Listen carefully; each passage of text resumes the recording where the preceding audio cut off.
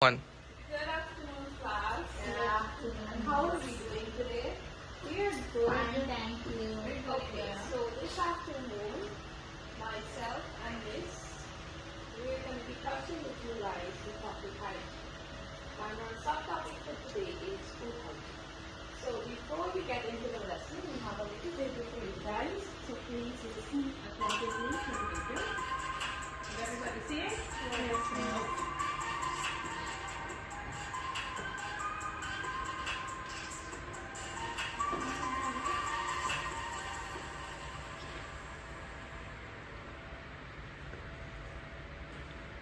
Hello, welcome to the Food Hygiene Level 2 Practice course. This course is specifically designed to make you confidently maintain impossible hygiene standards when working with food. Maintaining a hygienic environment is actually not that hard. Most often, all you have to do is apply common sense and do some simple things. For people who work with food, high hygiene standards are a must and should always be a priority. Imagine how you'd feel if you went to a restaurant and saw the waiter touch your food with dirty hands and then serve it to you.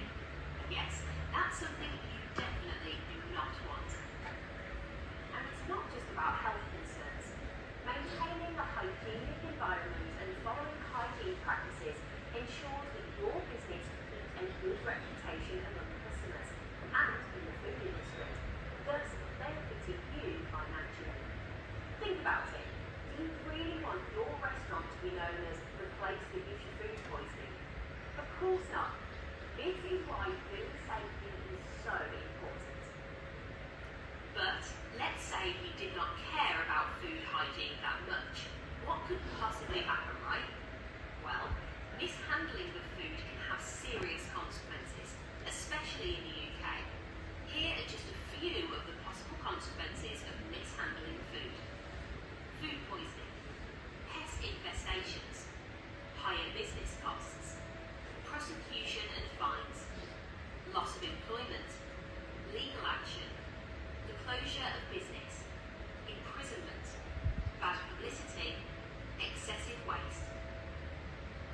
So, now that you know why food safety is important, let's dive a little deeper so you get a better understanding of different food types and the hazards involved.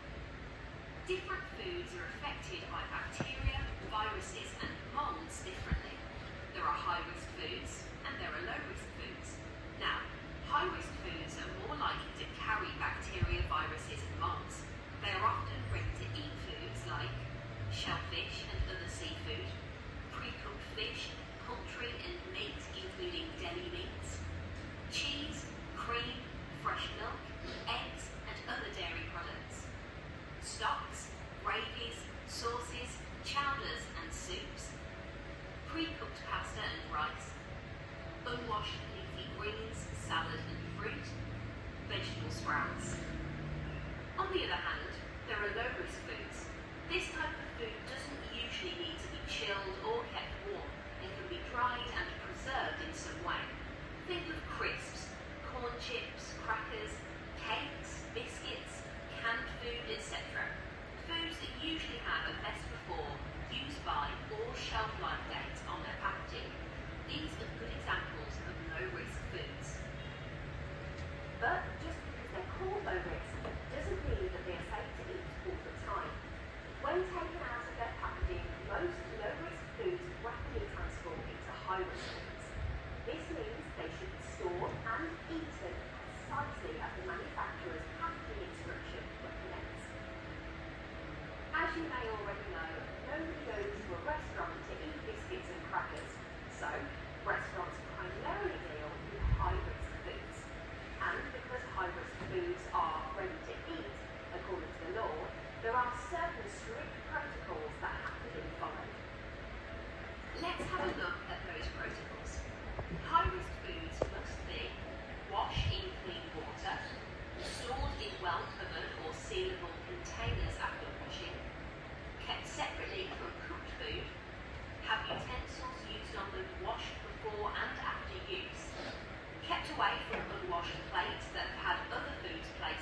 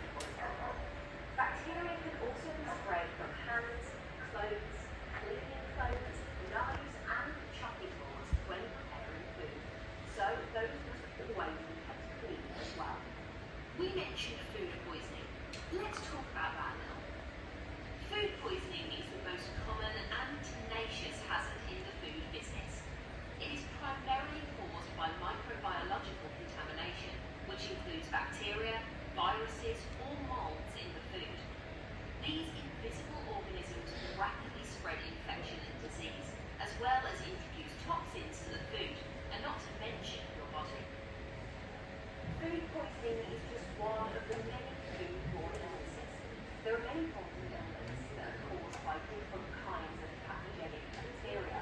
So, when you're working with food, you must always keep your eyes open and maintain proper hygiene protocols. Any person working with food has the potential to be a foodborne illness carrier. A carrier is a term for someone who harbours and can potentially pass on a pathogen, even though they may not show any signs of illness themselves. Supervisors must ensure that if any member of the staff is ill, they must be kept away from the food and the food preparation areas. Speaking of supervisors, managers, chefs and supervisory staff in kitchens and food preparation areas need to be fully met, and the business's reputation for quality service and food is maintained to the highest possible standards. In this introductory lesson, we introduce the basics of hygiene, food types and the hazards relating to not being hygienic. In the coming lessons, we will explore more and will give you in-depth knowledge about the things you must know to work in the food service industry in the UK. So, keep watching and listen.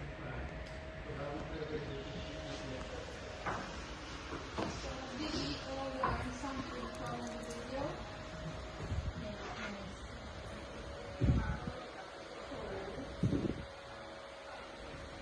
Let's see what the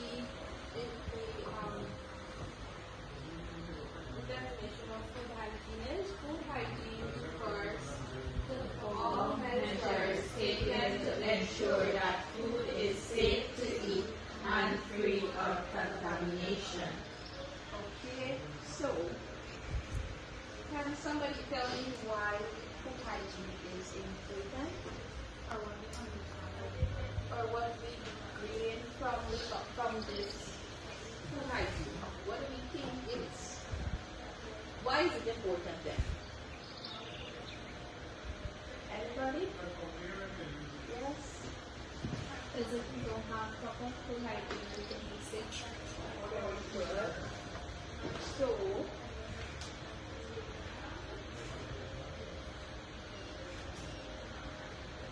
we know that food hygiene refers to all the measures taken to ensure that food is safe to eat. And why what somebody says they understand is that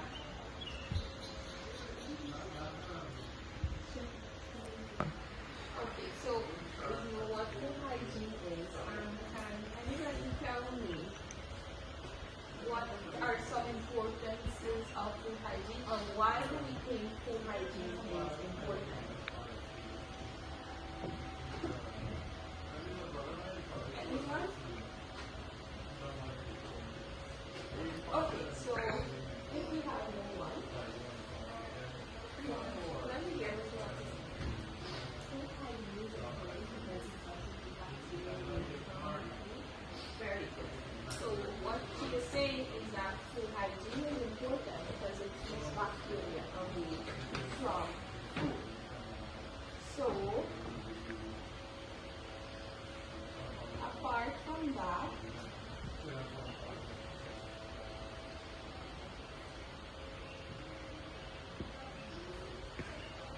it helps to prevent foodborne illnesses. And if you were listening to what the video entailed, it did have something to do with that, right? Okay, so what has anybody, or have you ever heard of the term food poisoning? Yes. Okay, so we know that they both are correlated, right?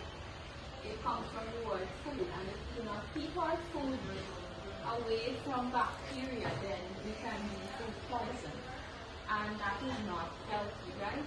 It has a lot of negative effects. And food poisoning also can cause symptoms. Let's say you have a meal for too long, like 3 to 4 days, and you think you perhaps it might it smell good, but they preserve and finish how long we often see when you make in this food. Let's say the macaroni, and you have it in this different, like you will figure it for you have it in 3 to 4 days, and if it doesn't have part of it can damage the body inside. It will smell good, it will taste and it will look good, but everything already not good inside you, not everything not in you. That also can be a example of food poisoning.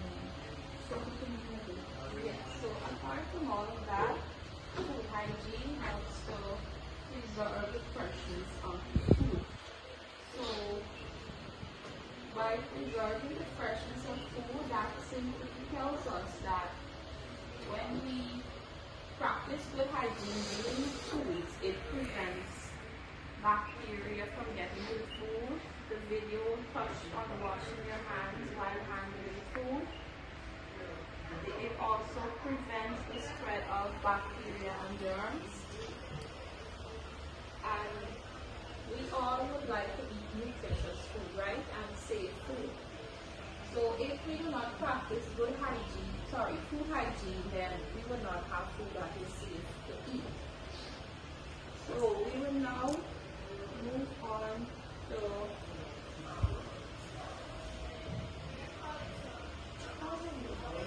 one.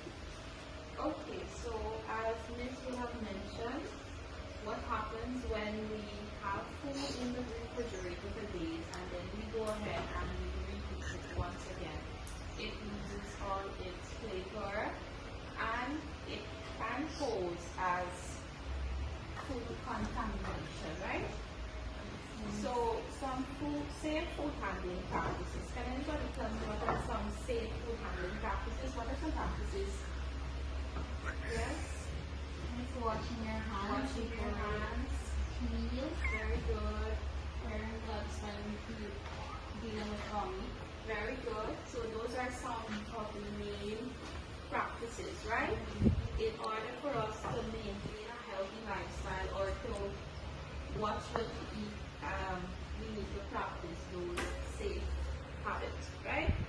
So apart from washing our hands and wearing gloves when dealing with raw meat, we must also keep our raw foods from cooked foods separately, right?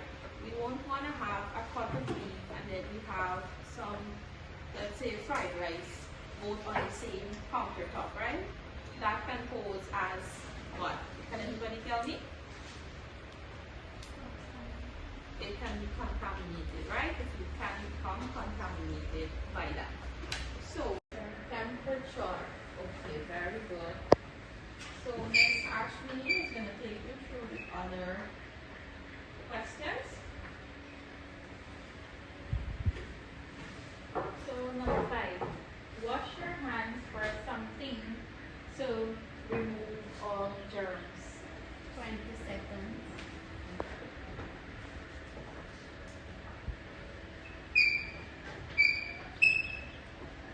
Always use something when cooking meats.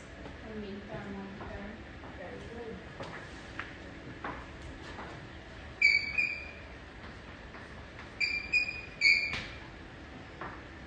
Next, something food in the refrigerator,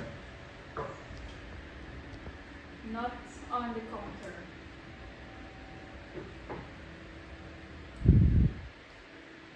Something food in the refrigerator and not on the counter. Yeah.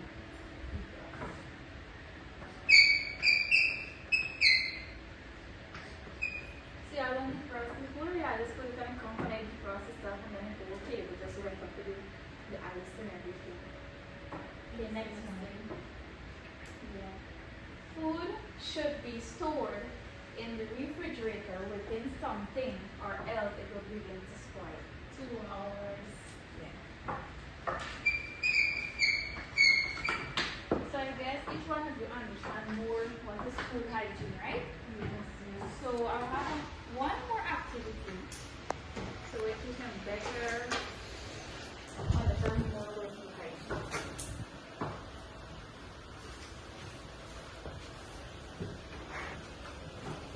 So this is the picture, then have to put it in order by number.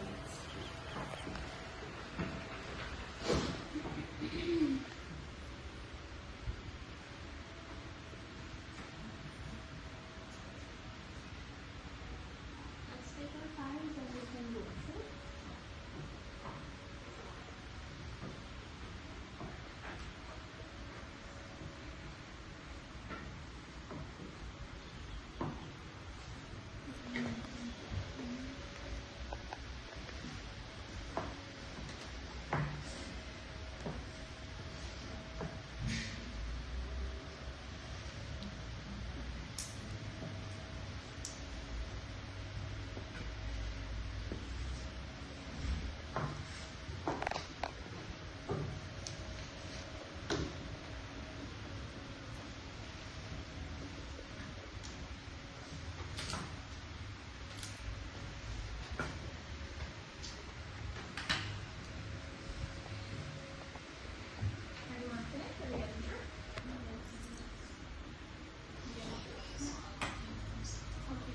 can somebody tell me the order in which the pictures are supposed to go? What are we first supposed to do?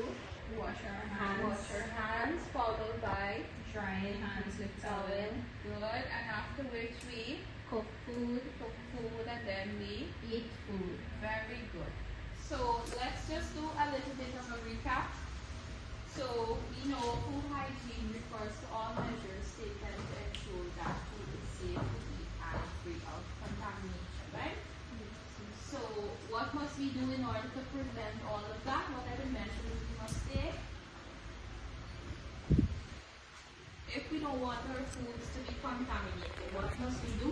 Store them properly. Store them properly. What else? Cook them properly. Cook them properly. Good. Separate them. Separate them. Very good. And we must always remember to wash our hands. Good. So, apart from all of that, we know why is food hygiene important? Means to prevent you from getting sick. To prevent us from getting sick. Very good. So with that being said, that brings us